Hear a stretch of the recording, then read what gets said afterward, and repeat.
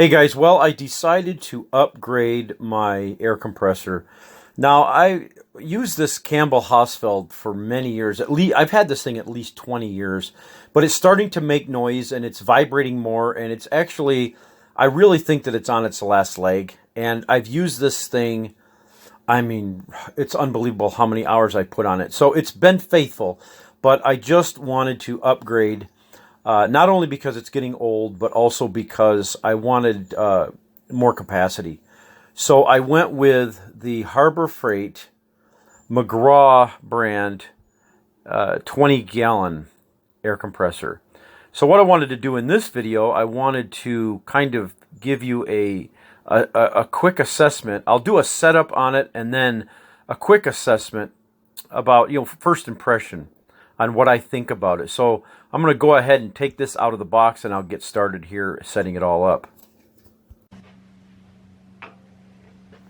Okay, so the first thing to do, other than putting on the wheels, which I didn't take a video of, is to screw on the air filter. Okay, so the next job is to fill it up with oil, and it came with a bottle. And you fill it up to where the fill window there has a red dot in it, and the fill line wants to be across the middle of that red dot. And it took about 3/4 of the bottle they gave me.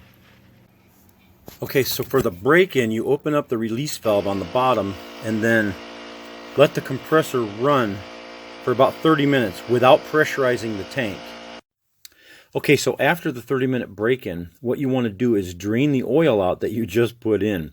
Now, one strange thing about this, nowhere in the manual that I could see, maybe I missed it, does it say how to drain the oil out of this.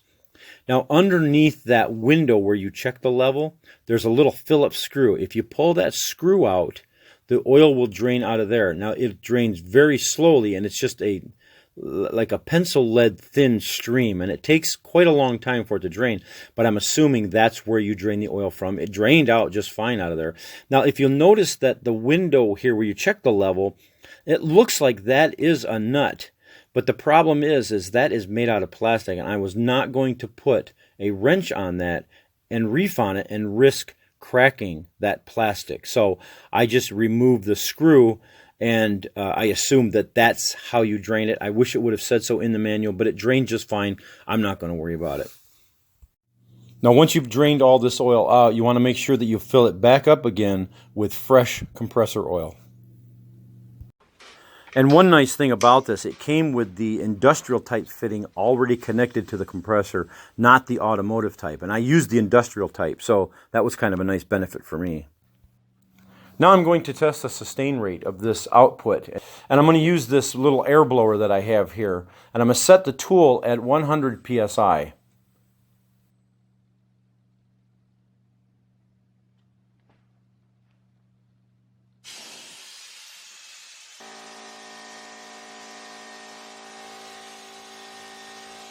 Now it kicks back on again at 105. However, I'm holding the tool down to see what the sustain rate is.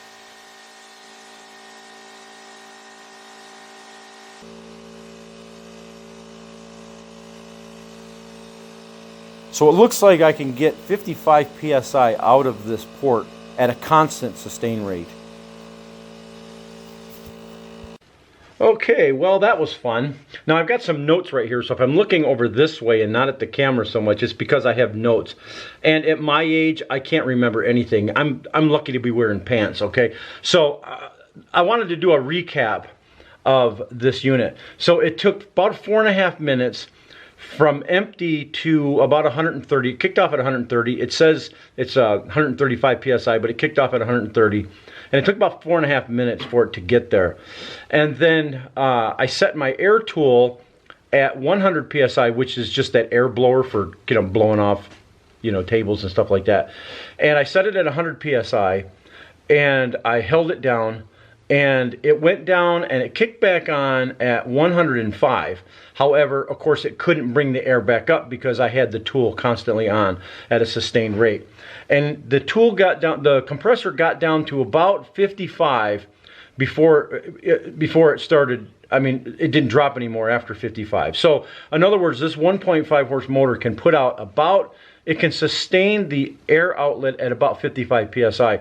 Now that's not enough to drive a pin through butter, but it's still not bad for the price of the machine and whatnot. You can still, nobody really holds something down like that for such a long level, unless you're blowing off. Even when I'm blowing off tables and blowing out the floor of the garage, even, I don't have it on that long. So I think this machine is going to work really well for me.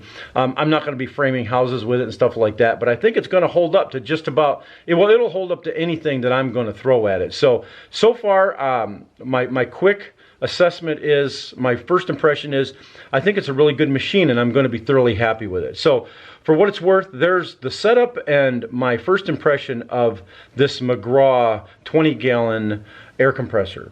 So thanks a lot for watching, guys, and don't forget to subscribe and hit that little bell so you'll get notifications anytime I upload a new video. All right? Thanks a lot, guys. Catch you later.